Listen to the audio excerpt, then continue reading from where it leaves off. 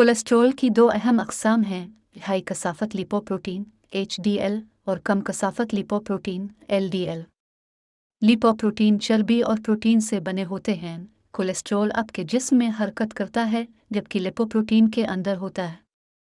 HDL को अच्छा cholesterol कहा जाता है क्योंकि ये कोलेस्ट्रॉल को आपके जिगर तक पहुंचाता है ताकि आपके जिस्म से खारिज हो जाए। HDL आपके जिस्म को इजाफी कोलेस्ट्रॉल से निजात दिलाने में मदद करता है, लिहाजा आपके शरियानों में तंगी का इम्कान कम से कम होता है। LDL को ख़राब कोलेस्ट्रॉल कहा जाता है क्योंकि ये कोलेस्ट्रॉल को आपके शरियानों में ले जाता है, जहाँ ये शरियानों की दीवारों में जमा हो सकता है। आपके शरियानों में बहुत ज़्यादा कोलेस्ट्रॉल सख्ती का बायस बन सकता है।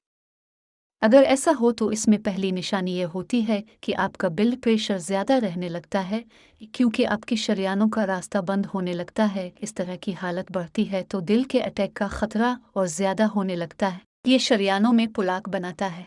पुलाक की तामीर बड़े आज़ा में खून के बहाव और ऑक्सीजन को भी कम कर सकती है। आपके आज़ा या शरियानों में ऑक्सीजन की कमी दिल के दौरे अफालिज के अलावा गुर्दे की बीमारी और शरियानों की बीमारी का बायस बन सकती है।